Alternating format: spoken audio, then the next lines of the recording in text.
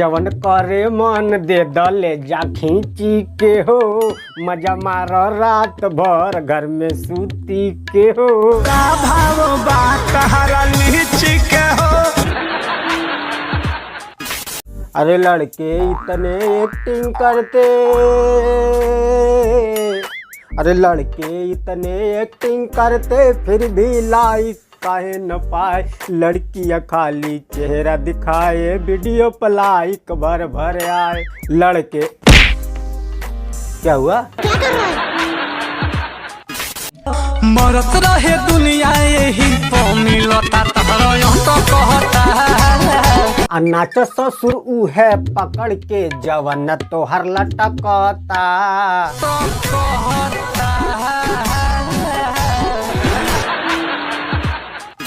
अरे भेज करो ना कैला सरऊ दुनिया के बर्बाद।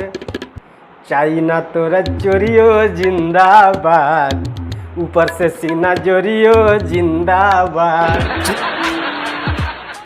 कल मैं पी के जब नाले में गिरा था, जेब में मेरे एक आईफोन था।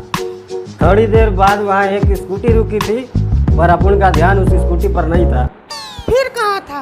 बगल में खड़े एक ट्रक के नीचे हनीमून चल रहा था, अपना ध्यान उधर था। बोलो कौन था? कौन था? 4 कुत्ते थे और एक कुतिया थी। दिया जलाओ दिया जलाओ कभी घंटी बजाओ, दिया जलाओ कभी घंटी बजाओ, घंटी बजा के कोरोना को भगाओ, दिया जलाओ। अरे हालत पंचर भइल बाहो भैया, पिछवाड़ा साथ नहीं देता है। अब पुलिस जब लेता है तो भर भर डंडा लेता है।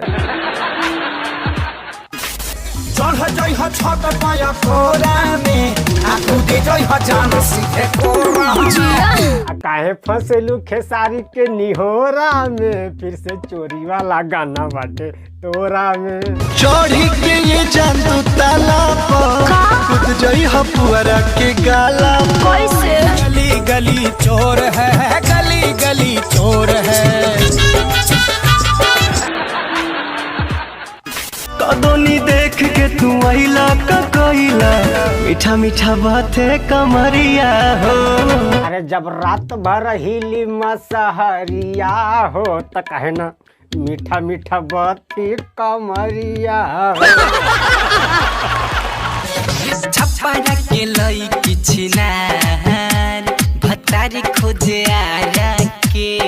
जहिया भेटैब तू सार, धके भगवती छुआड़ा के। भतारी खोजे आरा के। डांस के माल डालूंगा ले। आरा के पिया कराची हतारा बा, छपरा बहिन के ओकरा भतारा बा। बढ़ल भोजपुरी पे खतरा बा, सब लोग पीटैब बनल जतारा बा। छपरा बहिन के तोरा भतारा बा। साले का खोपड़ी तोड़ साले का। साले मजाक बना के रखते हो, भड़वा समझे है क्या?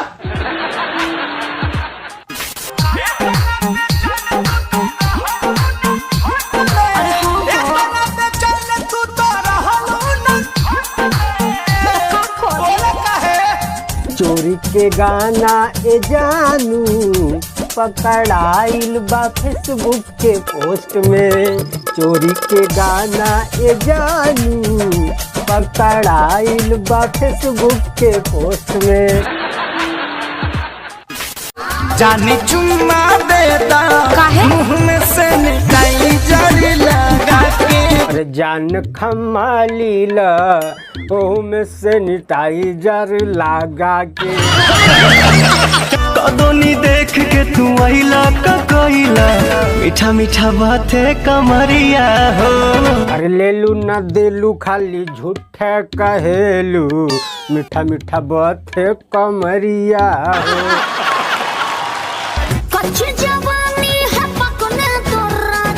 अब पकने के बाद ही भेटाएगा माजा।